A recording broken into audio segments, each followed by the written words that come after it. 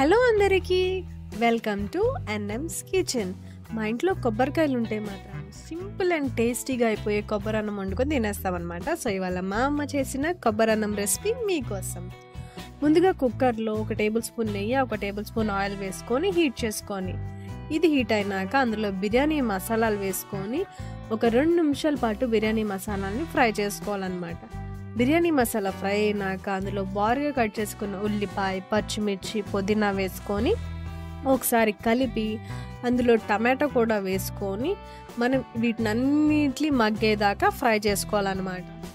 ఈ లోపల మనం ముందుగా కొబ్బరికాయ ముక్కల్ని సన్నగా కట్ చేసుకొని గ్రైండ్ చేసి కొబ్బరి పాలను తీసి పక్కన పెట్టుకోవాలన్నమాట. అలాగే బియ్యాన్ని కూడా వాష్ చేసి పక్కన పెట్టుకోవాలి. ఉల్లిపాయ టమాటో మగ్గిన తర్వాత అందులో 1 టేబుల్ స్పూన్ అల్లం వెల్లుల్లి పేస్ట్ వేసుకొని ఒక 2 నిమిషాల పాటు పచ్చివాసన పోయేదాకా మనం దీన్ని ఫ్రై చేసుకోవాలి. 2 నిమిషాల తర్వాత మనం ఇందులో ముందుగా తీసి పెట్టుకున్న కొబ్బరి పాలని వేసుకొని అందులో రుచికి సరిపడా కల్లులుప్పు వేసుకొని ఒకసారి కలిపి కొబ్బరి పాలు మరిగేంత వరకు మనం దీన్ని మరిగించుకోవాలి. ఈ లోపల మీరు టైం వేస్ట్ చేయకుండా వీడియోని లైక్ చేయండి, ఛానల్ని సబ్స్క్రైబ్ చేసుకోండి. మీకు ఈ రెసిపీ ఎలా అనిపించిందో కామెంట్ సెక్షన్లో కామెంట్ చేయడం మాత్రం అస్సలు మర్చిపోకండి.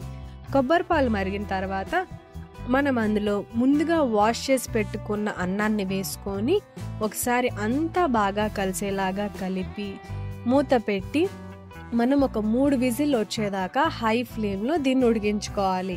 సింపుల్ అండ్ టేస్టీగా ఉండే ఈ కొబ్బరి అన్నం మీకు చికెన్కి కానీ, మటన్కి కానీ, సాంబార్కి కానీ లేదా కుర్మాకి కానీ దేంట్లోకైనా పర్ఫెక్ట్గా సెట్ అవుతుంది.